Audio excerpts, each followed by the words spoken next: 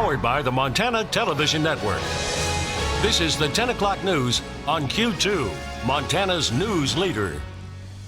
Good evening, everyone. Thanks for joining us this Monday. I'm Jeanelle Slade. And I'm Russ. A lot of questions and wrangling as the Billings City Council works to approve a 2020 budget tonight. After hours of discussion and debate, the council approving pieces and parts of the proposed budget, trying to make the puzzle come together. But the thorn in the city's side is an expected $6 million shortfall in the general and public safety budgets in 2020. Q2's Mitch Laggy was at the meeting tonight and is tracking the council's progress. Mitch. Russ and Jeanelle, the council's goal tonight is to adopt a 2020 budget that minimizes the amount it will have to take from the reserves. After council direction, city staff presented the council with 7 options to cut the general and public safety budgets. About 77% of that budget is made up of the fire and police departments. At this hour, it appears the council will adopt minimal and moderate cuts to fire and police. The total cuts the council is expected to adopt amount to about $2.3 million.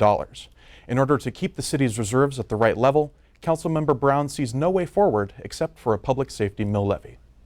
We're going to have to do something next year, and I don't see anything on the table, that's going to do anything in the next 2-3 years other than a public safety levy. I really want to make it clear that this is not a shim-sham kind of thing.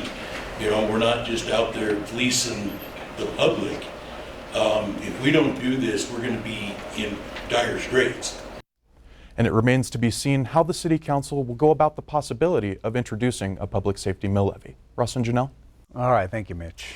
An update for your Independence Day celebrations. The Billings Fire Department will once again close the Rims, Zimmerman Park, and Phipps Park during the 4th of July holiday. Those closures will begin Wednesday, July 3rd at 6 a.m. Won't reopen until the morning of Saturday, July 6th. Vehicle, bike, and pedestrian access is prohibited during this time.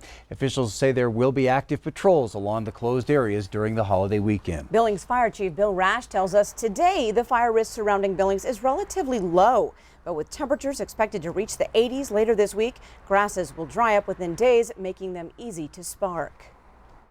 Our big concern there, again, like it has been in the past, is folks like to go up there and like to sit and watch the displays. But many times people do set off the fireworks and try to enjoy themselves. It's a great view, and we hate to be the spoilers, but we know our committee will support us in terms of being able to understand that the danger it poses to the houses in and around the rims. We just need all of our community to cooperate to help us so everybody can enjoy the holiday. It's a little bit of an inconvenience, but we just want people to have a safe and happy holiday.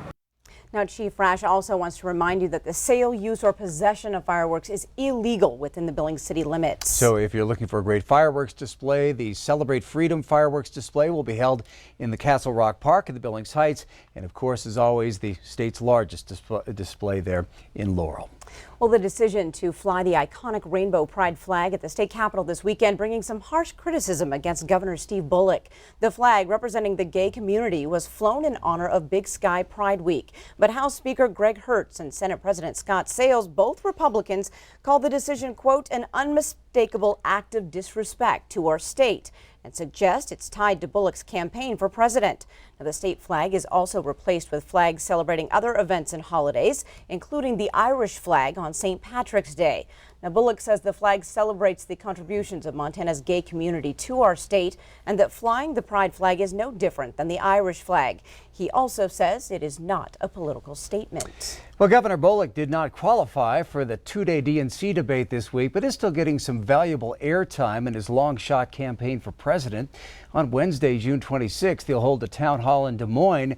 The town hall will be aired live in the Iowa capital city, and it will be available online in Montana starting at 3 p.m. Then on Thursday, June 27th, the governor will be in New Hampshire for day 2 of the debate and round 2 of the town halls.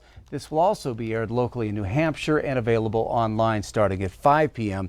here in Montana. Governor Bullock's campaign says he's qualified for the second DNC debate. However, qualifying doesn't guarantee a spot there on stage. Well, President Trump today signed an executive order that takes direct aim at Iran's supreme leader and other Iranian officials. CBS News' Katherine Johnson is at the White House with more on what the administration hopes to achieve with new financial sanctions.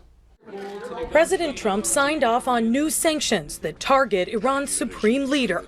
These measures represent a strong and proportionate response to Iran's increasingly provocative actions. The president cited Iran's alleged pursuit of nuclear weapons, its development of ballistic missiles, and support of terrorism. The supreme leader of Iran is one who ultimately is responsible for the hostile conduct of the regime.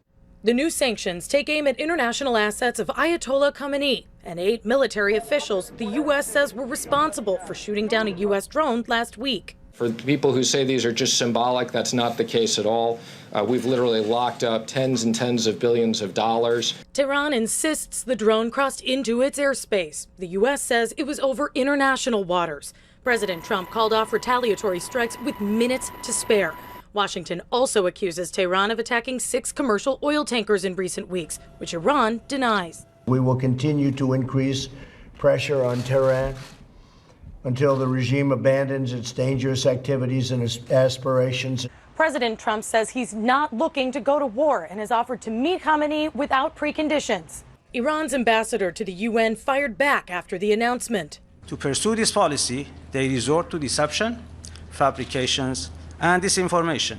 House Speaker Nancy Pelosi made a brief comment on the sanctions. I don't think it was that substantial, but I'm glad the president did not make a kinetic strike. CBS News has learned the president approved a cyber attack against Iran last week after he called off the missile strike. Katherine Johnson, CBS News, the White House.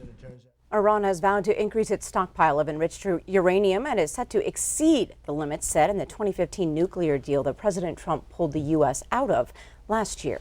All right, we want to turn to the weather now. And Bob, it sounds like summer is going to be back in session. I think everyone's happy about that. Well, you know, last week it was so cold. You were even telling about snow over Big Sky and things like that. It was just very cold. Now I have some good news for you. Let me share it with you. We'll start off with our temperature trend. Take a look at this. Tomorrow we go up to 79 degrees, up into the 80s for the rest of the week. That's 87 degrees on Thursday. And then we'll roll it back to the mid-80s on Friday, and then again into 83 degrees on Saturday and Sunday. But hey, good news doesn't stop there. Take a look at our 6 to 10 day outlook. This is for June 30th through the 4th of July, and we are looking at the area highlighted in yellow. That means it's going to be a little bit warmer than normal. Normal this time of year is around 80 degrees. It looks like we're going to be that kind of warm air as we head into the rest of the next several days.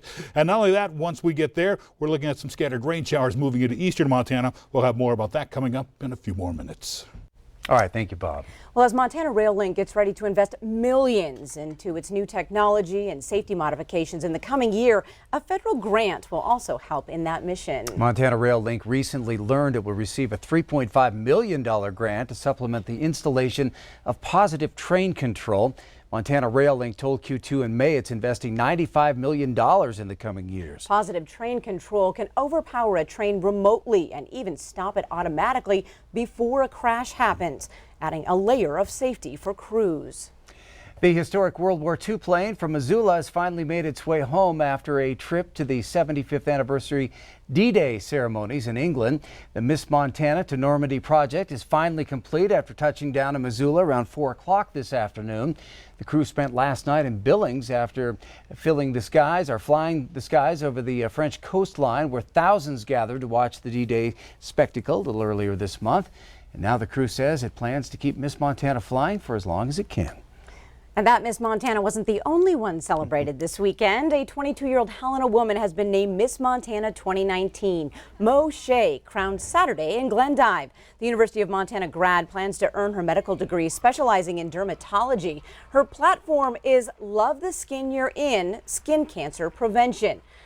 Now, the crown comes with a $5,100 scholarship, and Shea will also compete in the Miss America pageant. The first runner-up, Haley Storley of Glendive. Well, just over a week after the Brett Eldredge concert at Cove Creek Outdoor Pavilion abruptly canceled, another show is now skipping Billings. This time, Steve Miller Band and Marty Stewart are being forced to cancel their event in Billings for August 16th. Knitting Factory Entertainment, the same company behind the Brett Eldredge show, says it's due to unexpected routing and production issues. A Facebook post says all tickets purchased online have been refunded and all other refunds are available at the point of purchase.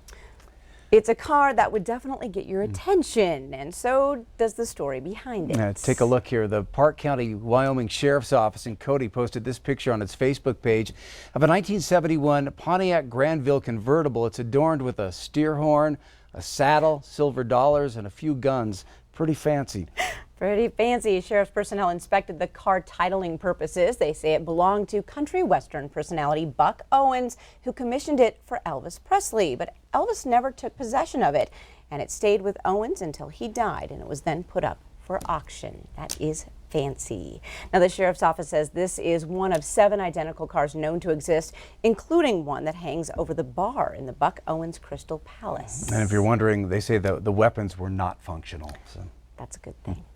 Well, up next on tonight's 10 o'clock news, with $12 billion in backlog needed to repair the nation's parks and the president's support, we're going to look at what actually needs to be done.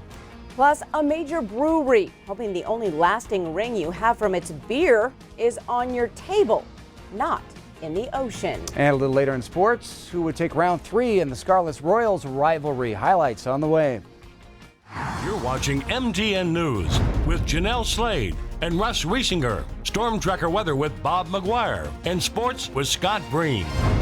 This is the 10 o'clock news on Q2, Montana's news leader.